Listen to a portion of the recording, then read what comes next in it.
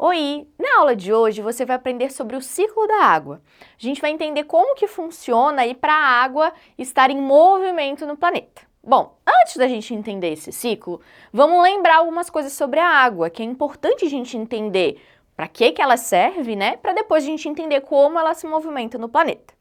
O ciclo da água faz parte dos ciclos biogeoquímicos, que são aqueles ciclos onde os elementos vão estar em movimento no planeta, tanto em objetos, né, e coisas que não têm vida, que a gente chama de fatores abióticos, quanto em seres vivos, que são os fatores bióticos. Então vamos entender e falar aí sobre a água. Primeiro de tudo, o ciclo da água também pode ser chamado de ciclo hidrológico. São duas nomenclaturas. É muito mais comum a gente encontrar ciclo da água, porém você também pode encontrar como ciclo hidrológico. Onde a gente vai encontrar água? Tanto no meio físico, né? Nas pedras, nos rios, nos lagos, nos oceanos, infiltrado lá no solo, nos lençóis subterrâneos, como também dentro dos seres vivos. Para você ter uma ideia, uma água viva tem 98% do seu corpo formado de água. Sendo assim, a água também está dentro dos seres vivos. Bom, falando do planeta em geral, o planeta Terra, na sua cobertura, na parte de fora, na crosta terrestre, a gente vai ter ela formada, né, sua crosta de 70% de água. Ou seja, a crosta terrestre tem muito mais água do que o propriamente dito solo, né? A gente vai ter muita água em abundância. E dessa água a gente vai ter, né, falando aí do ciclo da água diretamente, 97% sendo salgada. Ou seja, a maior parte da água que está na superfície terrestre é salgada. 3% é doce. E ainda dessa doce, né, entre aspas, que não é que ela seja doce, é só porque ela tem menos sais, dessa doce, que é o que a gente pode consumir, 2% está ou congelado ou em águas subterrâneas e 1% apenas, né, ali disponível em rios e lagos. Ou seja, uma quantidade, né, uma concentração pequena, se a gente parar para pensar que a maioria dos seres vivos tem o seu corpo formado por água e que essa água não está assim tão facilmente disponível, né, para eles. Então, é uma coisa para se pensar aí. Bom, e como eu mencionei, os seres vivos, né, têm muita água. O ser humano, por exemplo, 78% de um humano adulto vai ser formado por água. Porque adulto, geralmente os bebês e crianças têm mais água do que o adulto. Porque a gente não está ainda formado completamente, os ossos, as estruturas, né? Por isso a gente vai ter um pouco mais de água quando criança. E quando na fase adulta a gente vai chegar aí aproximadamente a 78% do corpo sendo formado de água. É muita coisa. Prof, mas eu não enxergo essa água em mim, né? Onde é que essa água tá? Em tudo. Dentro das suas células, formando as substâncias como a saliva, no suor, na urina, enfim, formando toda a estrutura corporal. E aí que está a importância do ciclo da água.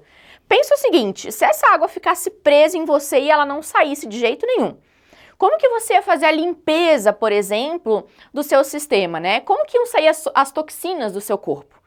A gente tira as toxinas através da urina, e a urina é formada através da água. Então, se essa água não estivesse ali dentro e não saísse do seu corpo, provavelmente você ia ficar intoxicado. E daí, quando você retira ela, você tem que repor novamente, então você tem que beber água novamente. Sendo assim, essa água tem que estar o tempo todo em movimento, ela não pode ficar presa, né, parada ali, senão a gente pode ter outros problemas, beleza? Então vamos ver como que acontece esse ciclo.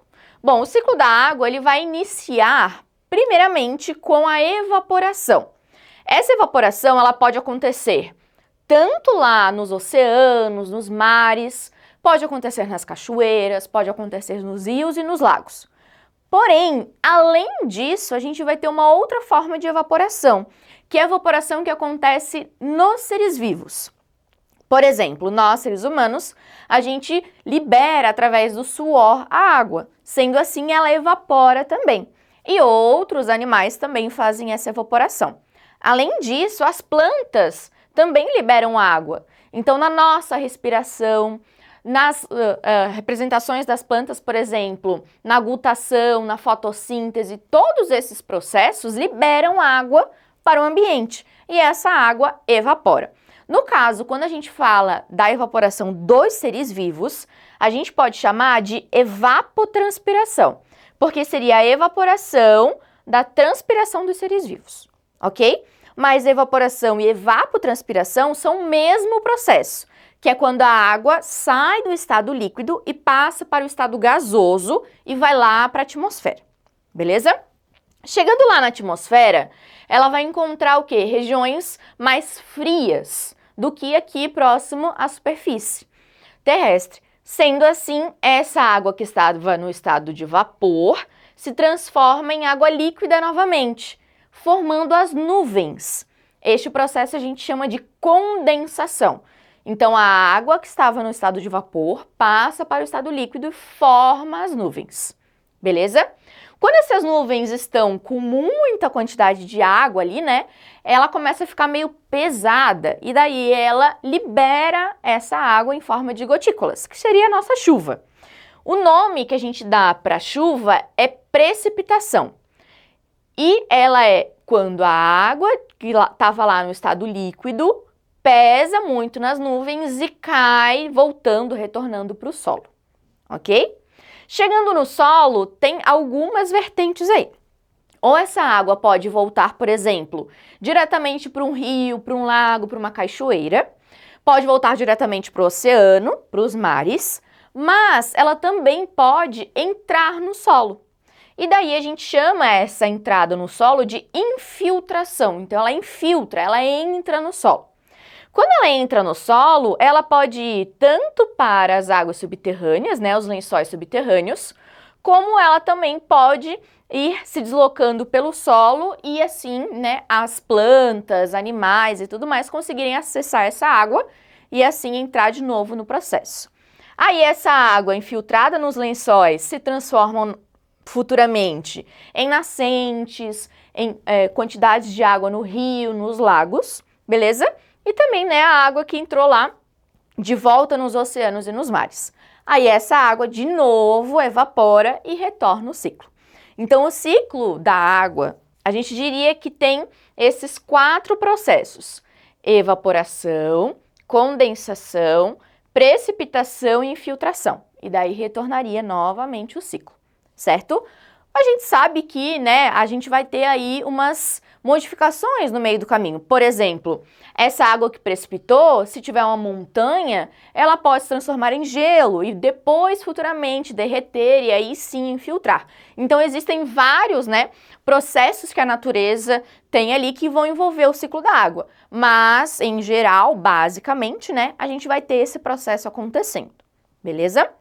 Então o ciclo da água é muito importante para os seres vivos exatamente por conta disso, né? Por conta dessa ciclagem. Como que, por exemplo, uma planta iria conseguir pegar essa água que está aqui na atmosfera, né? Ela precisa passar por esse processo para depois ela conseguir, pelas suas raízes, pegar lá a água que infiltrou no solo. Então, esse processo é extremamente importante para os seres vivos. Dá uma olhadinha aí nas outras aulas sobre ciclos biogeoquímicos, porque eles também são muito importantes, são elementos que vão fazer parte, né, do meio ambiente que todos os seres vivos vão necessitar em algum momento da vida, tá certo? Um grande beijo e a gente se encontra na próxima aula. Tchau!